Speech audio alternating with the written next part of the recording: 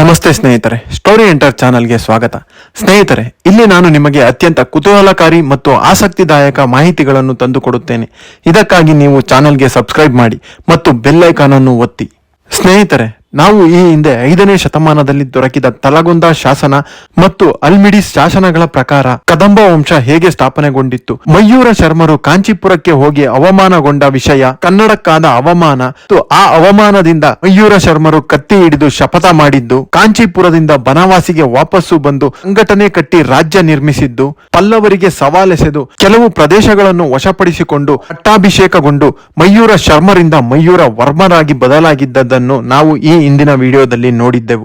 ಇಂದಿನ ಈ ವಿಡಿಯೋದಲ್ಲಿ ಕದಂಬ ಎಂಬ ಹೆಸರಿನ ಅರ್ಥ ಹಾಗೂ ರಾಜಕೀಯ ಪ್ರಭಾವ ಮತ್ತು ಆಡಳಿತ ಸುಧಾರಣೆಗಳು, ಮಯೂರ ವರ್ಮರ ಮರಣ ಮತ್ತು ಉತ್ತರಾಧಿಕಾರದ ಬಗ್ಗೆ ಈ ವಿಡಿಯೋದಲ್ಲಿ ತಿಳಿಯುತ್ತಾ ಹೋಗೋಣ. ಸ್ನೇಹಿತರೆ, ಕದಂಬ ಎಂಬ ಹೆಸರು ಕದಂಬ ಮರದಿಂದ ಬಂದಿದ್ದು ಎಂದು ಶಾಸನಗಳು ಸೂಚಿಸುತ್ತಿವೆ. ಬಹಳ ದಟ್ಟವಾಗಿದ್ದವು. ಅದೇ ಮರದ ಅಡಿಯಲ್ಲಿ ಮಯೂರ ಶರ್ಮರು ತಪಸ್ಸು ಮಾಡಿದ್ದರು ಎಂದು ಜಾನಪದ ಕಥೆಗಳು ಹೇಳುತ್ತವೆ. ಇದರಿಂದಲೇ ಮಯೂರ ವರ್ಮ ಅವರ ವಂಶವನ್ನು ಕದಂಬ ವಂಶ ಎಂದು ಕರೆಯಲಾಗುತ್ತಿತ್ತು. ಮಯೂರ ವರ್ಮರು ಬನವಾಸಿಯನ್ನು ರಾಜಧಾನಿಯನ್ನಾಗಿ ಮಾಡಿಕೊಂಡಿದ್ದರು. ಕದಂಬೆದುರು ಎಂಬ ಕಾಡಿನ ಹೆಸರಿನಲ್ಲಿ ಕದಂಬ ರಾಜ್ಯ ಎಂದು ಘೋಷಿಸಿದ್ದರು.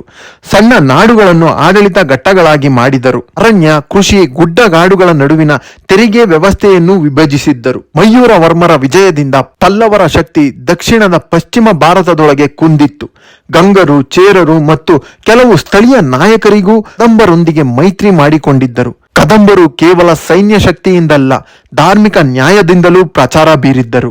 ಇದರಿಂದಲೇ ಮುಂದಿನ ಚಾಲುಕ್ಯರು, ರಾಷ್ಟ್ರಕೂಟರು ಮತ್ತು ಹೊಯ್ಸಳರು ಕನ್ನಡವನ್ನು ರಾಜಕೀಯ ಭಾಷೆಯಾಗಿ ಬಳಸಲು ಪ್ರೇರಿತಗೊಂಡಿದ್ದರು. ಆರ್ಥಿಕ ಸುಧಾರಣೆಗಾಗಿ ಕೃಷಿಗೆ ಭೂದಾನ, ಬ್ರಾಹ್ಮಣರಿಗೆ ಆಹಾರಗಳ ನಿರ್ವಹಣೆ, ವ್ಯವಹಾರ ಮಾರ್ಗಗಳಲ್ಲಿ ಸುಂಕ ನಿಯಮ, ರೇಷ್ಮೆ, ಐತಿಹಾಸಿಕ ಮಡಿಕೆ ಹಾಗೂ ತೆಂಗು ವ್ಯಾಪಾರಕ್ಕೂ ಪ್ರೋತ್ಸಾಹ ನೀಡಿದ್ದರು. ಇನ್ನು ಸಾಂಸ್ಕೃತಿಕ ಬೆಳವಣಿಗೆಗಳೆಂದರೆ ವೇದ ಶಾಲೆಗಳ ಸ್ಥಾಪನೆ, ಕನ್ನಡ ಭಾಷೆಯ ಆಡಳಿತದ ಬಳಕೆ, ಅಲ್ಮಿಡಿ ಶಾಸನದ ಹಿನ್ನೆಲೆಯ ನಿರ್ಮಾಣ ಇನ್ನು ಮೊದಲಾದವುಗಳು ಇವೆ. ಇನ್ನು ಕದಂಬರ ಸೇನೆಯ ಬಗ್ಗೆ ನೋಡುವುದಾದರೆ, ತಲಗೊಂದ ಶಾಸನವು ಕದಂಬ ಸೇನೆಗೆ ಕದಂಬ ದಂಡ ಎಂಬ ಪದ ಬಳಕೆ ಮಾಡಿದೆ. ಇದು ಸ್ಥಳೀಯವಾಗಿ ವೀರರು, ಜಟ್ಟಿಗಳು, ಕಾಡು ಬೇಟೆಗಾರರು, ನಡವಾಳರು ಇವರ ಸಂಯೋಜಿತ ಸೇನೆಯಾಗಿತ್ತು. ಕದಂಬರು ದಕ್ಷಿಣ ಭಾರತದಲ್ಲಿ ಮೊದಲು ಸಂಘಟಿತ ಸ್ಥಳೀಯ ಮರದ ಕವಚ ಕದಂಬ ವನ್ಯ ರಕ್ಷಣಾ ಯುದ್ಧ ವಾಹಿನಿ ನಿರ್ಮಿಸಿದರೆಂಬ ಅಭಿಪ್ರಾಯವು ಹಲವು ತಜ್ಞರಲ್ಲಿ ಇದೆ.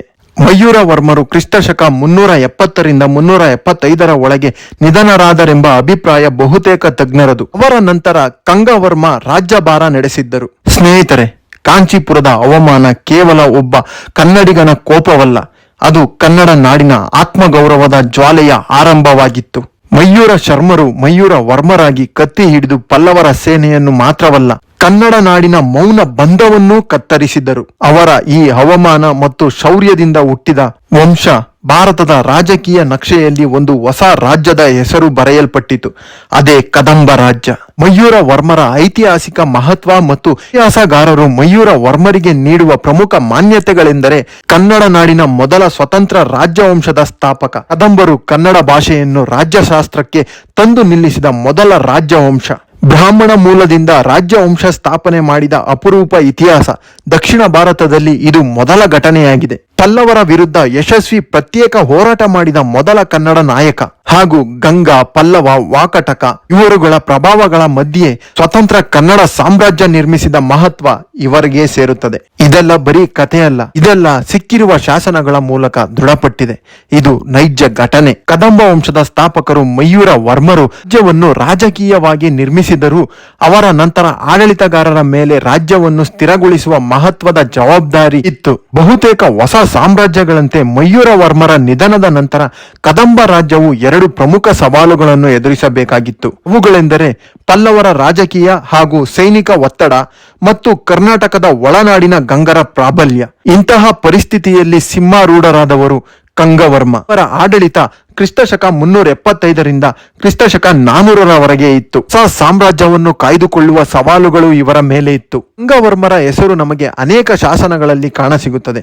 ಗುಡ್ನಾಪುರ ಶಾಸನ, ತಲಗೊಂದ ಶಾಸನ ಮತ್ತು ಅಲ್ಮಿಡಿ ಶಾಸನಗಳಲ್ಲಿ ಪೂರಕ ಉಲ್ಲೇಖಗಳು ಸಿಗುತ್ತದೆ. ಮಯೂರ ವರ್ಮರು ಸಾಮ್ರಾಜ್ಯ ಕಟ್ಟಿದರೆ ಕಂಗವರ್ಮರ ಗುರಿ ಅದನ್ನು ಉಳಿಸುವುದು. ಅವರ ಕಾಲದಲ್ಲಿ ಕದಂಬರ ಎದುರಾಳಿಗಳು 3 ಮಟ್ಟದಲ್ಲಿ ಪ್ರಾಬಲ್ಯ ಹೊಂದಿದ್ದರು. ಪಲ್ಲವರ ಸಾಮ್ರಾಜ್ಯ ದಕ್ಷಿಣ ಪೂರ್ವದಿಂದ ಒತ್ತಡ ಹೇರುತ್ತಿದ್ದರೆ ಗಂಗರು ಮೈಸೂರಿನ ಉತ್ತರ ಭಾಗದಿಂದ ಒತ್ತಡ ಹಾಕುತ್ತಿದ್ದರು. ಸ್ಥಳೀಯ ಬಣಗಳಾದ ನಾಡವಾಳರು, ಪ್ರೇಪಲ್ಲಿಯರು ಮತ್ತು ಮುನ್ನಾಡೇದ ಪಾಳೆಗಾರರ ಒತ್ತಡಗಳೂ ಇದ್ದವು. ಪಶ್ಚಿಮ ಗಂಗರು ಮೈಸೂರಿನ ತಲಕಾಡನ್ನು ತಮ್ಮ ರಾಜಧಾನಿಯನ್ನಾಗಿ ಮಾಡಿಕೊಂಡು ಆಳ್ವಿಕೆ ನಡೆಸುತ್ತಿದ್ದರು. ಇವರು ಮೈಸೂರಿನ ತಲಕಾಡು, ಕೋಲಾರ, ನಾಗಮಂಗಲ ಪ್ರದೇಶಗಳಲ್ಲಿ ತಮ್ಮ ಪ್ರಾಬಲ್ಯವನ್ನು ಬಲಪಡಿಸಿದ್ದರು. ಅವರ ನಾಯಕರುಗಳಾದ 3ನೇ ಮಾಧವ ಮತ್ತು 2ನೇ ಅವಿನಿತ ಮೊದಲಾದವರುಗಳು ಸೈನಿಕವಾಗಿ ಚಟುವಟಿಕೆಯಿಂದ ತೊಡಗಿದ್ದರು. ಗಂಗರು ಮತ್ತು ಕದಂಬರ ಮುಖಾಮುಖಿಯಾಗಲು 3 ಕಾರಣಗಳೆಂದರೆ ಸೀಮೆ ಪ್ರದೇಶಗಳಾದ ತುಗ್ನವಾಡಿ, ಕುರುಹಾಳ, ನಾಗಮಂಗಲ ಇಲ್ಲಿನ ಕೃಷಿ ಹೊಂಡಗಳು ಮತ್ತು ನಾಡುಗಳ ಮೇಲೆ ಇಬ್ಬರು ಹಕ್ಕು ಸಾರುತ್ತಿದ್ದರು. ಇನ್ನು ಆರ್ಥಿಕ ಮಾರ್ಗವಾಗಿದ್ದ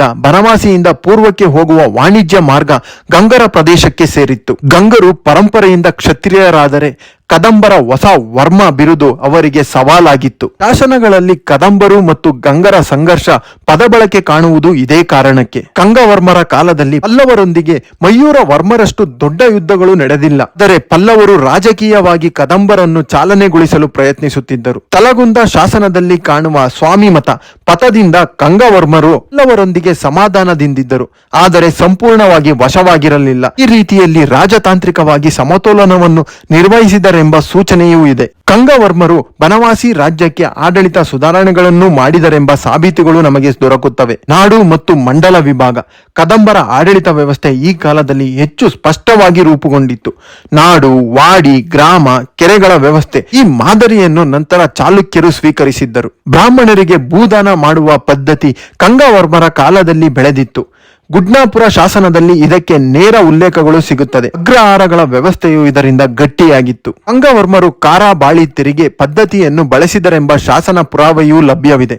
ಇದು ತೆರಿಗೆ ವ್ಯವಸ್ಥೆಯನ್ನು ಸೂಚಿಸುತ್ತಿತ್ತು. ಗಂಗವರ್ಮರು ಸಂಪೂರ್ಣವಾಗಿ ವಿಸ್ತರಣೆಯನ್ನು ಗುರಿಯಾಗಿಸಿದ್ದರು. ಬನವಾಸಿ ರಾಜ್ಯವನ್ನು ರಕ್ಷಿಸುವಲ್ಲಿ ಯಶಸ್ವಿಯಾದರು. ಕದಂಬರ ಸೇನೆಯನ್ನು ಕದಂಬ ದಂಡ ಎಂದು ಕರೆಯಲಾಗುತ್ತಿತ್ತು. ಇವರ ಕಾಲದ ಪ್ರಮುಖ ಯುದ್ಧಗಳೆಂದರೆ ಉತ್ತರದ ಗಂಗರೊಂದಿಗೆ ಗಡಿಚಕ್ರದ ಯುದ್ಧಗಳು, ಸ್ಥಳೀಯ ಬಣಗಳ ವಿರುದ್ಧದ ಅಭಿಯಾನಗಳು. ಗಂಗವರ್ಮರ ಆಡಳಿತಾವಧಿಯ ಕೊನೆಯಲ್ಲಿ ಕದಂಬ ರಾಜ್ಯವು ರಾಜಕೀಯವಾಗಿ ಸ್ಥಿರ ಸ್ಥಿತಿಯನ್ನು ಪಡೆದುಕೊಂಡಿತ್ತು. ಗಂಗವರ್ಮರು ಕ್ರಿಸ್ತಶಕ 400ರ ಸುಮಾರಿಗೆ ನಿಧನರಾದರು. ನಂತರ ಅವರ ಪುತ್ರ ಭಗೀರಥ ಸಿಂಹಾರೂಢರಾದರು. ಸ್ನೇಹಿತರೆ, ಮುಂದಿನ ಭಾಗದಲ್ಲಿ ಭಗೀರಥ ಅವರ ಕಾಲದ ರಾಜಕೀಯ ಪರಿಸ್ಥಿತಿ, ಅವರ ಆಡಳಿತ, ಪ್ರಮುಖ ಕಾರ್ಯಗಳು ಮತ್ತು ಗಂಗರೊಂದಿಗೆ ಸಂಬಂಧ ಸಮತೋಲನದ ಬಗ್ಗೆ ತಿಳಿಯೋಣ.